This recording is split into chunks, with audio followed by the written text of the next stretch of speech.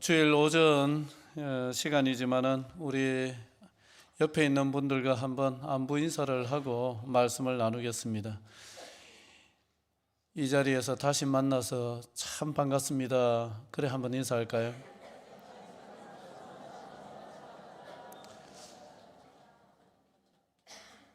평범한 인사지만 오늘은 평범하게 들리지 않는 인사입니다. 지난 토요일 오전 안평에서 발화한 불이 철파와 원당을 태우고 우리 의성읍 북단을 치고 지나갔습니다. 이후에 걷잡을 수 없이 번진 산불은 우리 의성의 절반 이상을 다 태워버렸고, 북으로는 안동을 태우고 또 동으로는 청송을, 또 동북으로는 영양과 영덕을 휩쓸면서 태워버렸습니다. 집계에 어제 아침 8시까지 집계에 의하면 사망자가 30명입니다. 그리고 중경상을 입은 사람이 36명 집계되어 있습니다. 그리고 이재민은 총 합쳐서 우리 지역에서 한 10,000명 정도 육박하는 이재민이 발생을 했다 그러고, 전소된 가옥 또 창고 이런 기타 등등 합치니까 3,000채 이상이 전소가 되었다, 이렇게 집계되어 있습니다. 통계가 시작된 이래 우리나라에서 발생한 산불 중에 가장 넓은 면적을 태웠고 가장 큰 피해를 준 산불로 기록이 되고 있습니다. 전국의 소방대원과 우리 지역 공무원들과 산림청 직원, 그리고 의용소방대원들, 그리고 무엇보다도 우리 주민들이 죽을 힘을 다해서 불과 싸웠습니다. 여기에도 밤새도록 며칠 동안 불과 싸우다가 오신 분들이 여기에 계십니다. 지난 목요일에 비가 내리지 않았다면 지금도 계속되고 있겠지요. 오늘 여기에 몇 명이 모여서 예배 드릴 수 있을까요? 생각하면 끔찍하기 그지없습니다. 지난 한 주간 지옥 같은 시간을 보내면서 한 3가지 정도 여러 가지 생각을 해보았는데 한 3가지 정도로 압축이 되는 것 같습니다. 그 3가지를 오늘 함께 나누면서 우리가 겪은 이 일을 스스로 이해를 하고 또 현재 당면한 상황을 헤쳐나가는 데 필요한 지혜를 함께 나누고자 합니다. 첫째는 하나님은 질서의 하나님이자 긍휼의 하나님이라는 사실입니다. 자, 창세기 1장 14절 말씀을 준비해 왔습니다. 같이 읽겠습니다. 시작. 하나님이 이르시되 하늘의 궁창에 광명체들이 있어 낮과 밤을 나뉘게 하고 그것들로 징조와 계절과 날과 해를 이루게 하라. 하나님이 천지를 창조하시던 때의 한 대목인데, 하늘의 해와 달을 통해 가지고 낮과 밤을 만들어내시고 생기게 하시고 또 징조와 계절, 날과 해를 이루게 하셨다는 내용입니다. 그러니까 달리 얘기를 하면은 자연의 순환, 자연의 법칙을 하나님이 만드셨다는 말씀입니다. 헬기가 수십 대 떠서 물을 뿌리고 했지만은 강풍이 초속 20m 이렇게 불기를 시작하니까 무서운 속도로 번지는 그 산불 앞에서 인간의 힘이 그렇게 미약한 줄 우리는 깨달았습니다. 비가 와야 끝이 날 것 같은데 하늘은 야속하게도 연기를 제외하고는 연기 뒤에 있는 하늘은 파란 하늘이었습니다. 구름이 없었습니다.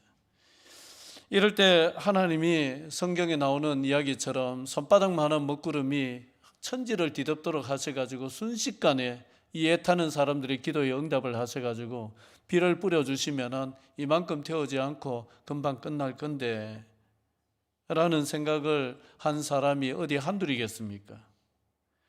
그런데 많은 사람들이 간절히 바랐음에도 쉽게 비는 내려주지 않았습니다.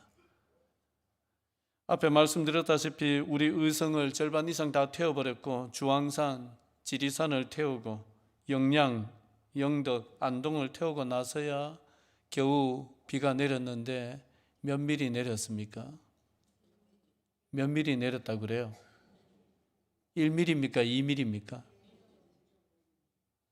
예, 지혜로운 분들은 중간을 선택하네요. 1mm입니까? 2mm입니까? 이러니까 여기서 1.5mm가 뭐 1mm든지 2mm든지 1.5mm든지 5mm 정도 오겠다 예보가 떴었는데 5mm는커녕 1mm, 2mm 겨우 내리고 말았습니다. 여기서 우리가 알아야 될 교리가 있습니다. 하나님은 자연 법칙을 어기면서 일하지 않으신다는 교리입니다.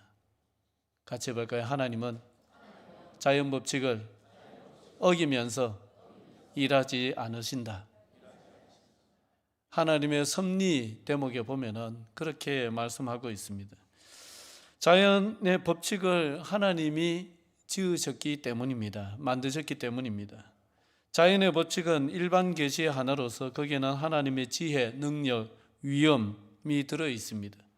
그래서 하나님은 일반적으로 일하실 때에 자연 법칙을 어기지 않는 범위에서 일을 하시고 자연 법칙과 함께 일을 하십니다. 그래서 우리 인간은 왜 하나님이 이럴 때 비를 내려주지 아니하시는가? 하나님 정말 무심하시지. 이렇게 하나님을 원망할 수는 없습니다. 따지고 보면은 애당초 불이 나게 한 것도 누구였습니까? 하나님이었습니까? 우리였습니까? 우리였죠.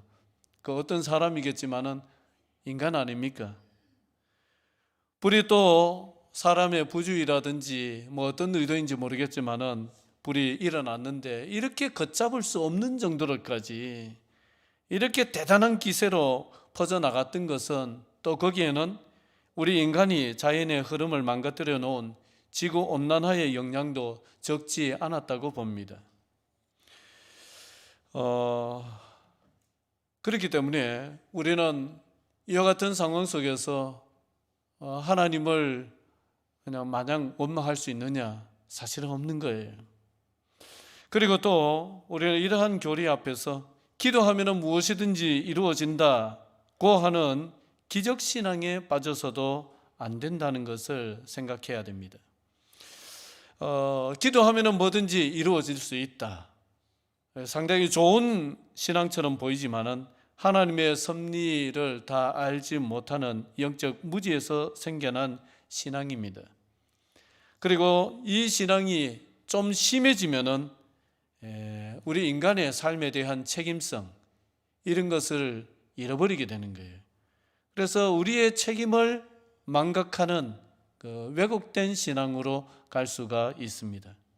그래서 우리는 이런 신앙에 빠져서는 안 되겠다는 것을 생각을 해봅니다. 그렇다면 우리는 이런 상황 속에서 기도하지 말아야 되는가? 그것은 또 아닙니다. 기도해야 합니다. 왜 기도해야 되느냐? 하나님은 당신이 만드신 자연 법칙 이걸 어기지 않는 한도에서 일을 하시는 분이시지만은 동시에 우리 하나님은 긍휼하신 하나님이세요. 하나님은 긍휼하신 하나님이세요. 이 두 가지가 묘하게 이게 같이 할 수 없는 모순된 개념처럼 보이는 것인데 하나님은 그런 분입니다. 하나님은 정반대의 모습도 동시에 가지고 계시는, 하나님 안에서는 그 어떤 모순도 모순이 아니라 통일될 수 있는, 조화될 수 있는 광대하신 하나님이십니다. 때로 하나님은 당신이 가지신 이 긍휼을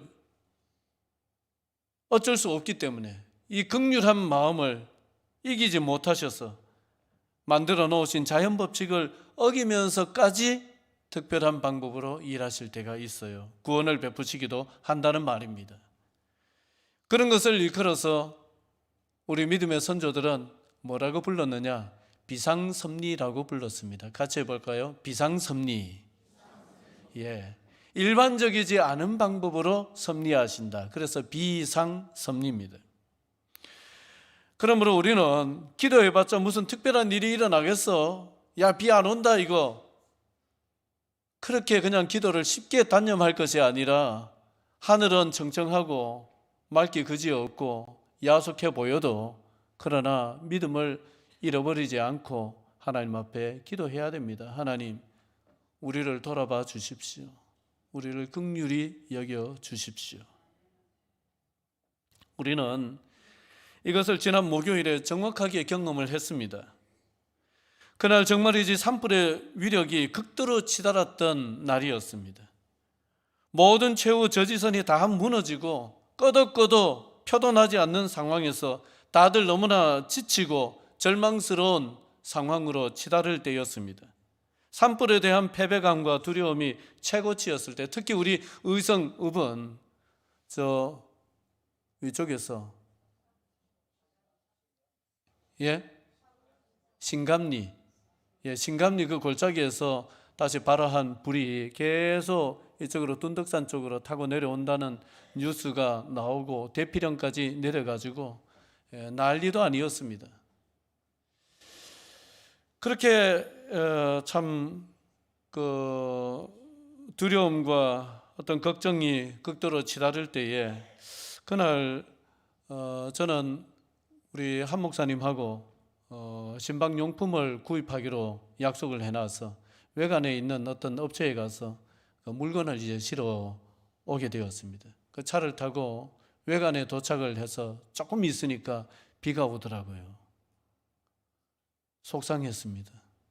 여기 와야 될 비가 아닌데 우리 동네에 와야 될 비인데 거기는 산들이 다 푸르고 여기저기 꽃이 피어가지고 거짓말 같은 세상이 펼쳐져 있대요. 저 비가 우리 동네에 와야 되는데 이런 마음으로 이제 물건을 실어가지고 오는데 정말 속상하게 군위까지 오니까 비가 그치대요. 딱 비 오는 비 전선이 군위까지에 걸쳐 있더라고요. 그 군위 지나서 우리 의성 오니까 깨끗해요. 다 말라 있어요. 그래 좀 속상한 마음으로 그래도 저 비전선이 우리 쪽에까지 올라오겠지 하는 마음을 가지고 일말의 기대를 품고 기다려 봤는데 하나님은 실망시키지 않으시는 분이었습니다. 빗방울이 몇 방울 뜯기더니만은 이내 그치대요. 그리고 잠시 뜸들였다가 다시 내리기 시작하는데 후두두두두두 막 쏟아지기를 시작했습니다. 얼마 동안 쏟아졌어요? 몇 분 쏟아졌어요? 3분? 10분요? 뭐 얼마 안 되잖아요. 뭐 1mm, 2mm 강수량을 기록했으니까 얼마 안 됩니다. 그런데 놀랍지요. 그 1mm, 2mm 평소에는 비라고 취급도 안 했던 그 비가 사람이 엿새 동안 그렇게 애를 써도 잡지를 못했던 그 산불의 기세를 잡아내질 않았습니까? 제가 지금 거짓말하고 있죠? 잡아내질 않았습니까? 그렇잖아요. 기세가 꺾였잖아요. 산불의 기세가. 물론 거기에 많은 사람들이 죽을 고생을 했습니다. 그러나 그걸로 다 꺾지 못했던 기세를 그 단 몇 분 내렸던 2mm의 비가 그 기세를 꺾어줬습니다. 성경에 있는 말씀처럼 하나님의 미련하심이 사람의 지혜로움보다 낫다 그러셨잖아요. 하나님의 미련하심이 사람의 지혜로움보다 낫고 하나님의 손가락 하나 움직이시는 것이 온 천지 사람들의 힘을 다 모은 것보다 더 낫습니다. 사람이 할 수 없는 일을 하나님께서 하신 것입니다. 그것은 비가 아니었습니다. 그건 비가 아니었어요. 그 자체가 하나님의 긍휼하심이었습니다. 그러니까 하나님의 은혜가 막 몇 분 동안 쏟아부은 거예요. 여러분, 하나님은 질서의 하나님이신 동시에 긍휼의 하나님이세요.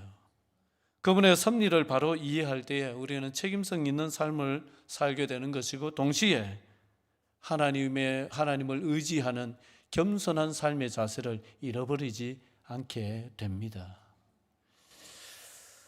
두 번째는 감사조차 조심해야 된다는 사실입니다. 감사조차 뭐 해야 된다? 조심해야 된다. 로마서 12장 15절 같이 읽겠습니다. 자, 시작. 즐거워하는 자들과 함께 즐거워하고 우는 자들과 함께 울어요. 즐거워하는 자들과 함께 즐거워하고 우는 자들과 함께 울라는 것이 성경의 가르침입니다. 결과를 놓고 보면은 처음에는 우리 의성 이쪽이 산불 피해를 제일 많이 보는 것 같았어요. 첫째 날, 둘째 날만 하더라도. 그런데 지금에 와서 보면은 우리가 받은 피해가 어쩌면 제일 적어요. 물론 불과 며칠 사투를 벌인 분들에게는 죄송한 얘기지만은 이 의성 읍내에 사는 대부분의 사람들이 받은 피해가 사실 제일 적습니다. 여러분, 우리 의성에서 시작된 불이지만은 어느 지역에 더 피해가 컸습니까? 영양 안동 쪽은 사람이 많이 죽었어요. 화요일 밤이었습니다. 강풍이 불었잖아요. 영상을 아마 많이들 보셨을 겁니다. 그냥 불이 날아다니면서 순식간에 자동차를 태웁니다. 찰나의 순간에 못 빠져나오고 차 속에서 다 죽은 사람들이 있습니다.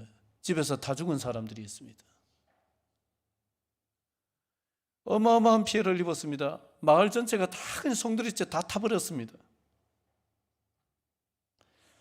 그런 것을 생각을 하면은 우리 의성읍은 기적적으로 보호받은 느낌입니다. 뭔가 거짓말 같아요. 그런데 아멘 너무 일찍 하셨어요. 여러분, 이럴 때 우리는 감사조차 조심해야 됩니다. 우리는 감사는 비교 우위가 아닙니다. 무슨 말씀이냐? 누가복음 19장에 보면은 세리가 바리새인이 세리와 함께 기도하러 성전에 올라갔을 때에 그 바리새인이 하나님 앞에 감사하는데 그게 감사인지 아닌지 모르겠지만은 그 내용 중에 뭐가 있습니까? 저 뒤에 감히 고개를 치켜들지도 못하는 그 세리를 바라보면서 하나님 감사한데 나는 누구와도 같지 아니함을 감사하나이다. 저 세리와도 같지 아니함을 감사하나이다. 비교 우위죠. 내가 더 낫다는 것입니다. 그런데 남과의 비교에서 자기의 나음을 가지고 하는 감사는 자칫하면은 타인에 대한 심각한 폭력이 될 수가 있습니다. 비수가 될 수가 있습니다. 그것을 우리는 생각해야 됩니다. 그리고 지금은 우리 자신에 대한 감사보다 고통받는 이들에 대한 공감을 먼저 해야 될 때라고 생각합니다. 우리 주변에는 가족을 잃은 이들이 있습니다. 집이 다 타버려가지고 평생 일군 삶의 터전이 잿더미가 되어서 어디 들어가서 잘 데가 없습니다. 밥 해먹을 데가 없습니다. 옷까지도 다 타버렸습니다. 하나 남은 거 없습니다. 130년 된 교회가 불타서 잿더미가 된 하화교회가 있습니다. 양봉하는 분인데 벌통이 전부 다 불타서 빈털터리가 되어버렸습니다. 우리 주변에 여기 어디 농업 공장은 60억을 들여서 건축을 했는데 준공도 하기 전에 다 타버려가지고 보험도 들어놓지를 못했고 그런 사람도 있습니다. 우리 교우 중에도 성도 중에도 병원에 입원 중에 집과 자동차가 다 타버려가지고 돌아갈 곳이 없어진 절망의 눈물을 흘리고 있는 이도 있습니다. 우리가 화마를 피했다고 해서 좋아하기에는 이웃들이 당한 아픔과 고통이 너무 큽니다. 이번에 절들이 불에 탄 곳이 여러 곳 있죠? 있죠? 여러분, 그것을 가지고 우리는 너무 흑백 논리에 치우쳐 가지고 아이고 우상 섬기던 곳 다 타버렸다. 교회는 그래 많이 안 탔는데 이러면 안 됩니다, 여러분. 안 됩니다. 아시겠죠? 큰일 날 소리고 큰일 날 마음입니다. 여러분, 다윗을 보세요. 자기를 죽이려고 그 오랜 시간 동안 자기를 괴롭혔던 사울이 길보아 전투에서 죽었을 때에 만세 불렀습니까? 슬픈 노래를 지어서 눈물을 흘리면서 구슬피 울었습니까? 슬픈 노래를 지어서 구슬피 눈물을 흘리면서 울면서 그 노래를 불렀습니다. 그게 하나님 마음에 합한 사람의 모습입니다. 절 얘기를 하나 더 해서 여러분 이해를 하고 들으시기를 바랍니다. 고은사라는 절 뉴스에 계속 나오고 있습니다. 가보셨죠? 저도 한 번 가봤습니다. 한 번 가봤는데 불타가지고 아쉬워 죽겠습니다.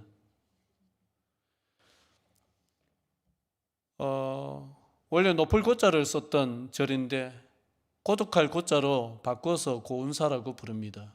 그 바뀐 연유는 그 절에 당나라에서 장원급제를 했던 신라가 낳았던 당대 최고의 천재 최치원 선생이 은퇴를 하고 이 고운사의 기거를 하면서 그 고운사의 건물을 이래 짓고는 거기에 자기의 자인 고운이라는 그 한자를 써가지고 계칭을 한 겁니다. 이름을 바꾼 겁니다. 그래서 높을 고자에서 고독할 고자, 구름 운자, 그래서 고운사 이렇게 부르게 되었습니다. 거기는 이제 천재는 원래 외로운 법이거든요. 사람들이 주변 사람들이 다 일을 못 해주거든요. 워낙 앞서가는 사람이니까. 그래서 자기는 고독한 구름과 같다. 이래서 고운이라는 자를 썼는데 그래 절 이름을 그런 이름으로 바꿨습니다. 그 고운사가 불탔습니다. 이 고운사는 또 임진왜란 때는 사명대사가 승려들을 이제 군인으로 모집을 해서 외적과 싸웠던 그런 역사가 있기도 하고 3.1 운동 당시에 우리 기독교도 많은 노력을 했지만은 또 그 고운사도 독립운동을 하는 중요한 거점 중에 하나였습니다.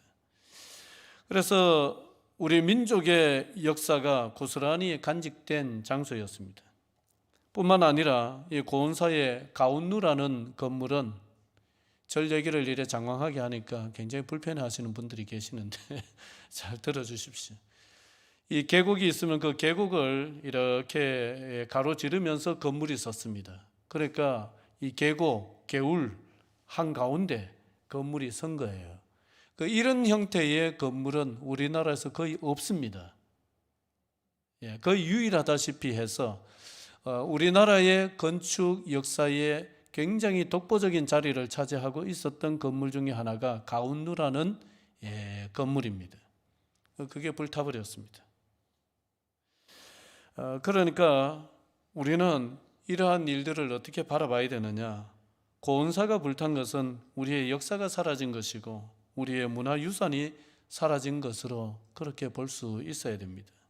신앙은 다르더라도 함께 마음 아파할 일입니다. 만약에 우리 교회가 이번에 화마를 당해서 불에 탔는데 절에 다니는 사람들이 저거 잘 탔다 그러면은 우리 기분은 어떻겠습니까? 여러분, 우리는 같은 땅에 발붙이고 살아가는 그런 측면에서는 이웃입니다. 신앙은 다르더라도 그런 측면에서는 이웃입니다. 이웃이 당한 아픔에 함께 아파하는 것이 이웃에 대한 예의입니다. 우리는 살아남은 것을 감사해야 하고 삶의 터전을 지켜낸 것을 감사해야 합니다. 그러나 남과의 비교를 통한 감사가 되지 않도록 감사조차도 조심할 수 있는 배려 있는 심사가 깊은 성도들이 되시기를 주의 이름으로 축원합니다. 세 번째는 남의 괴로움에 동참해야 합니다. 자, 오늘 본문 14절 말씀인데요. 같이 읽겠습니다. 시작. 그러나 너희가 내 괴로움에 함께 참여하였으니 잘하였도다. 사도 바울이 빌립보 교회에 보낸 편지 중에 한 대목입니다. 빌립보 교회는 바울의 선교 사역 초기부터 바울의 사역에 물심양면으로 동참했던 교회입니다. 바울이 데살로니가에 있을 때도 2번이나 바울의 쓸 것을 지원해 줬던 아주 고마운 교회였습니다. 그리고 지금은 바울이 로마의 감옥에 투옥된 상황이었는데 이때 또 에바브로 디도편에 바울의 필요한 물품들을 보내왔습니다. 그래서 바울은 이 빌립보 교회가 굉장히 고마운 거예요. 너무너무 고마운 교회예요. 그래서 14절에 너희가 내 괴로움에 함께 참여하였으니 잘하였도다. 내 괴로운 이러한 상황을 너희들이 이해를 하고 여기에 함께 동참을 해주니 얼마나 고마운지 모르겠다. 잘했다. 이렇게 칭찬합니다. 그리고 18절에서는 빌립보 교회가 보내준 물품들을 받으실 만한 향기로운 제물이요 하나님을 기쁘시게 한 것이라고 칭합니다. 그러니까 너희들이 나에게 보내준 것은 그냥 단순한 물품이 아니라는 거예요. 이게 뭐라는 겁니까? 하나님이 받으실 만한 향기로운 예물이다. 이게 하나님이 받으실 만한 하나님께 드려지는 예물이고 하나님께 드려지는 산 제사라는 말입니다. 단순한 도움의 물품이, 구호 물품이 아니라는 거예요.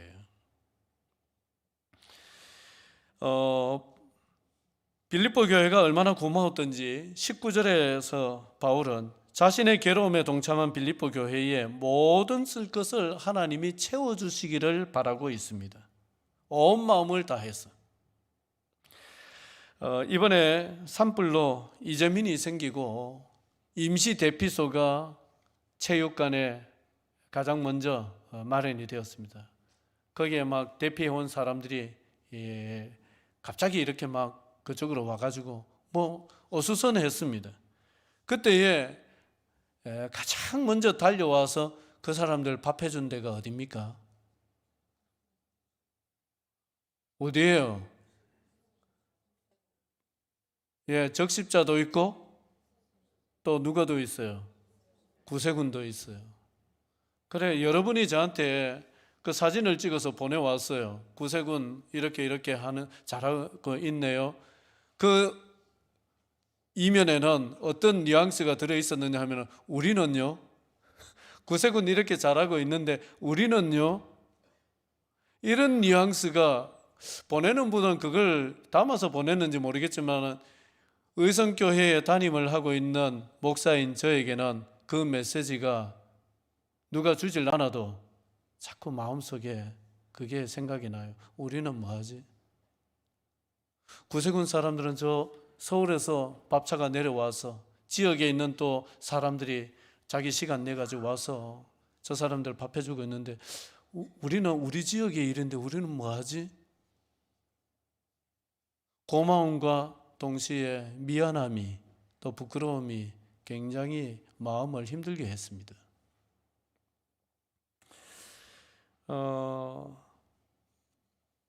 그래서 사람들의 칭찬이 끊이지 않는데 교회가 그리스도를 가장 잘 드러내는 길은 타인의 괴로움에 동참할 때입니다.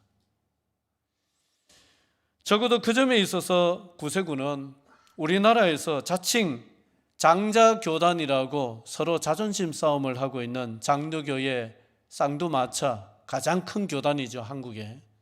어디가 어디입니까? 옆 사람만 듣도록 우리 합동하고 통합이 서로 장자교단이다. 우리 한국에서 최고 가는 교단이다. 기싸움을 하고 있습니다. 누가 크냐? 그런데 이번에 이 일에서는 합동 측도 통합 측도 장자교단 아니었습니다. 누가 어려움을 겪고 있는 사람들의 벗이 되어줬습니까? 구세군입니다. 제일 먼저 달려와서 제일 많은 고생을 하면서 또 도움을 주고 함께 해줬습니다. 세상 사람들은 교인 숫자 많은 데서 그리스도의 영광을 보질 않습니다. 그는 그 교회 사람들의 그냥 자부심일 뿐이에요. 이 세상 사람들은 어디에서 그리스도의 영광을 보느냐? 타인의 괴로움에 동참하는 교회 성도들을 통해서 그리스도의 영광을 봅니다. 구세군은 영국의 윌리엄 부스가 고아들, 빈민들 돌보면서 시작된 교단입니다. 윌리엄 부스는 원래 감리교의 목사였습니다.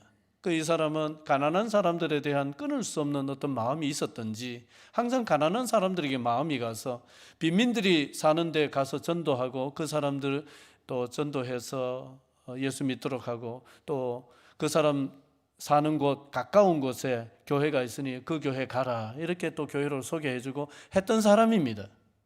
그런데 자기가 전도를 해서 어느 교회에 보내놓으니까 그 교회 성도들이 우리 교회 오지 마세요 하는 거예요. 우리 교회 들어오지 말라고. 교회 성도들이. 그 왜 그러느냐? 속사정을 알아보니까 나름 괜찮은 형편의 교회인데 저런 가난한 사람들, 헐벗은 사람들 들어오면 우리가 부담스럽고 우리 교회의 질이 떨어진다는 것이 이유였습니다. 그런 교회가 한두 교회가 아니었습니다. 그래서 이 윌리엄 부스는 너무나 마음에 큰 어떤 그 실망과 상처를 받았습니다. 하나님의 아가페 사랑을 그렇게 부르짖는 교회, 또 그것을 그렇게 귀에 딱지가 앉을 정도로 들었던 교회의 성도들이 어떻게 해서 가난한 사람들 교회에 들어오는 것을 저토록 반대하고 문을 닫아 잠글까? 그래서 이 윌리엄 부스가 이러한 교단 안에서는 내가 하고 싶은 일을 마음껏 할 수가 없겠다 싶어가지고 빈민촌에 들어가서 새로운 교회, 누구의 간섭도 받지 아니하고 그런 교회를 시작을 했던 것이 구세군의 시작입니다. 그래서 구세군은 처음부터 어려운 사람 돕고 구제하고 봉사하고 이런 교단으로 시작이 되어서 지금까지 그 전통이 그대로 이어져 내려옵니다. 여러분, 구세군은 우리나라에서 큰 교단입니까? 작은 교단입니까? 굉장히 작은 교단이에요. 시작된 그 영국에서도 사실 큰 교단은 아니고 작은 교단입니다. 그런데 영국에 입국할 때, 공항에 들어갈 때에 구세군 사관이라고 하면은, 거기서는 사관이라고 부르죠? 목사라고 안 부릅니다. 왜 그러냐 하면은 군대 조직으로 운영을 하면은 이 일을 더 효과적으로 할 수 있겠다 싶어서 군대 편제를 사용하고 군대 용어들을 사용을 합니다. 복장도 그쪽에 목사님들이 입는 복장은, 사관들이 입는 복장은 군복입니다. 군대 정복 같은 제복을 입습니다. 그 옷을 입고 영국 공항에 가면은 검사 안 합니다. 바로 통과합니다. 까다롭게 검사 안 합니다. 왜 그러느냐? 다른 사람은 믿지를 못해도 구세군 사관님은 믿을 수 있다는 것이 영국 사람들의 일반적인 인식입니다. 가장 정직하고 가장 투명하고 가장 존경받을 만한 사람들이 저 구세군 사관이다. 이게 영국 사회의 일반적인 인식입니다. 어디서부터 왔을까요? 누가 자꾸 교육을 시키고 세뇌를 시켜서 그럴까요? 어디서부터 왔을까요? 그들의 삶에서부터 왔습니다. 삶을 그렇게 사니까. 그래서 그런 것을 보면 구세군은 작지만 강한 교단이고 작지만 강한 교회입니다. 동시대 사람들의 아픔에 동참하지 못한 교회나 어떤 종단이나 종교는 조용히 사라졌습니다. 동시대 사람들의 아픔에 동참했던 교회나 또 종단 또 종교는 이후에 엄청난 부흥기를 맞았다는 것이 역사의 증언입니다. 여러분, 우리는 타인의 아픔에 동참하는 성도, 교회가 되어야겠습니다. 말씀을 맺겠습니다. 이제 산불은 진화가 되었고 이제부터는 아픔과 상처를 싸매고 잃어버린 삶의 터전을 다시 회복하는 일이 남았습니다. 이 일에 우리 의성교회와 우리 의성교회 성도들이 타인의 괴로움에 동참하는 뭔가라도 하면서 하나님께서 우리를 들어 쓰시는 것을 스스로 확인하는 이 보람 가운데 지내실 수 있기를 주의 이름으로 축원드립니다. 기도드리겠습니다.